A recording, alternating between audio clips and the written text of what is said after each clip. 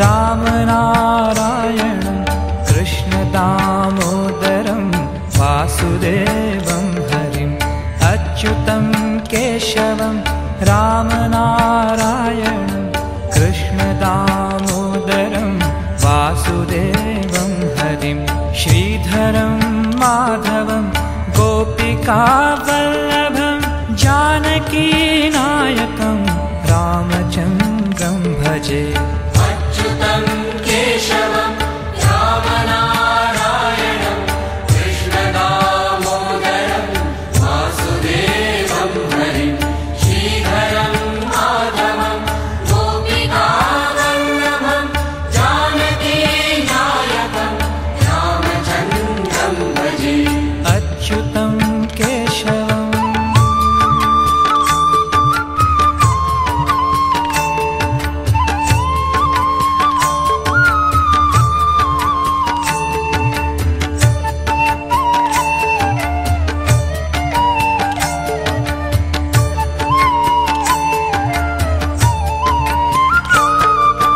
अच्युतं केशवं सत्यभामाधवं माधवं श्रीधरं राधिकाराधितम् अच्युतं केशवं सत्यभामाधवं माधवं श्रीधरं राधिकाराधितम्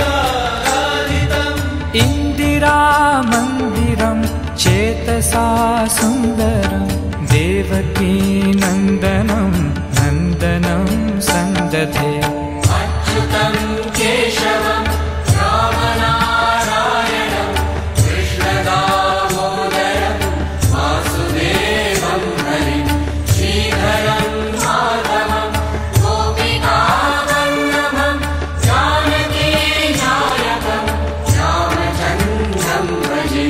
अच्युतं केशवम्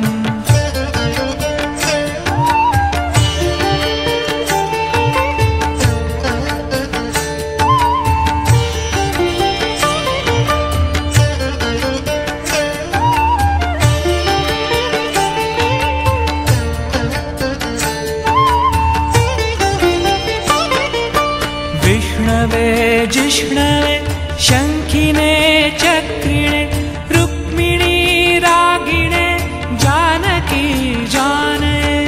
विष्णवे जिष्णवे शङ्खिने चक्रिणे रुक्मिणी रागिणे जानकी जानये।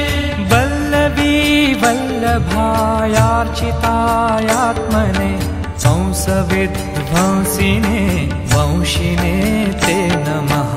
अच्युतं केशवं रामनारायणं कृष्णदामोदरं वासुदेवं हरिं श्रीधरं माधवं गोपिकावल्लभं जानकीनायकं रामचन्द्रं भजे।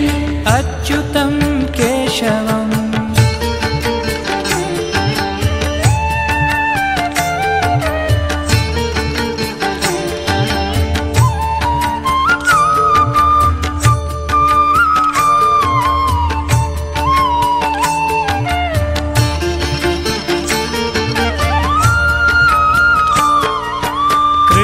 गोविंद है राम नारायण श्रीपते वासुदेवार्जित श्रीनिधे। कृष्ण गोविंद है राम नारायण श्रीपते वासुदेवार्जित श्रीनिधे। अच्युतानंत है माधवाधोक्षज द्वारकानायक द्रौपदी रक्षक। अच्युतं केशवं रामनारायणं कृष्णदामोदरं वासुदेवं हरिं श्रीधरं माधवं गोपिकावल्लभं जानकीनायकं रामचन्द्रं भजे। अच्युतं केशवम्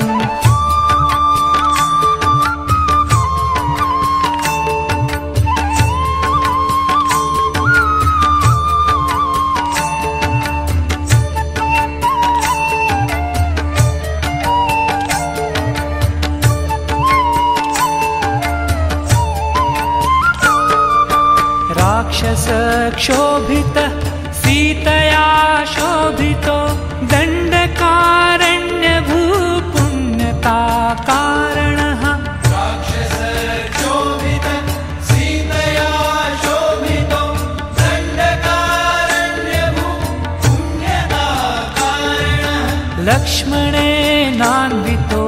वानरैः सेवितो अगस्त्य सम्पूजितो राघवः पापुमाम् अच्युतं केशवं रामनारायणं कृष्णदामोदरं वासुदेवं हरिं श्रीधरं माधवं गोपिकावल्लभं जानकीनायकं रामचन्द्रं भजे अच्युतं केशवम्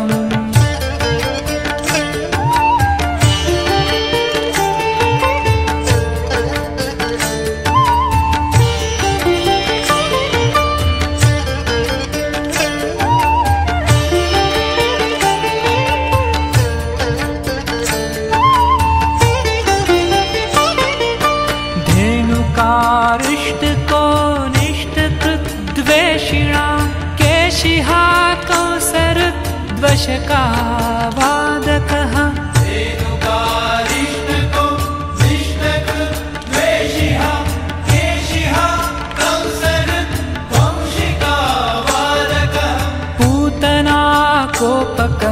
सूरजाकेलनो बालगोपालकः पातु मां सर्वदा अच्युतं केशवं रामनारायणं कृष्णदामोदरं वासुदेवं हरिं श्रीधरं माधवं गोपिकावल्लभं जानकीनायकं रामचन्द्रं भजे अच्युतं केशवम्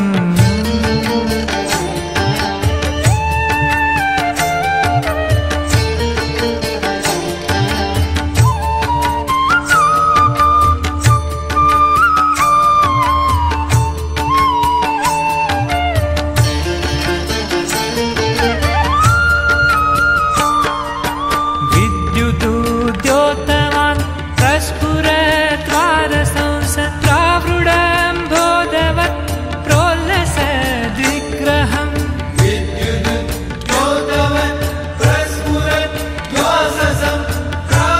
प्रस्फुरद्वाससंत्रावृडम्भोदवत् प्रोल्लसद्विग्रहम् वन्यया मालया शोभितोरस्थलं लोहितां घ्रिद्वयं पारिजाक्षं भजे अच्युतं केशवं रामनारायणं कृष्णदामोदरं वासुदेवं हरिं श्रीधरं माधवं गोपिकावल्लभं जानकीनायकं रामचन्द्रं भजे अच्युतं केशवम्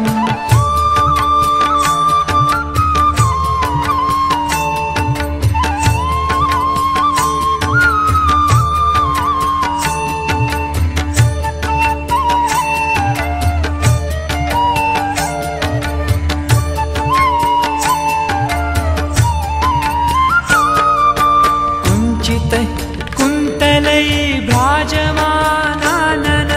रत्नमौलिं लसत् कुण्डलं गण्डयोः कुञ्चितै कुन्तलै भ्राजमानाननं रत्नमौलिं लसत् कुण्डलं गण्डयोः हारकेयूरकं कङ्कणप्रोज्ज्वलं किङ्किणीमञ्जुलं श्यामलं तं भजे अच्युतं केशवं रामनारायणं कृष्णदामोदरं वासुदेवं हरिं श्रीधरं माधवं गोपिकावल्लभं जानकीनायकं रामचन्द्रं भजे अच्युतं केशवम्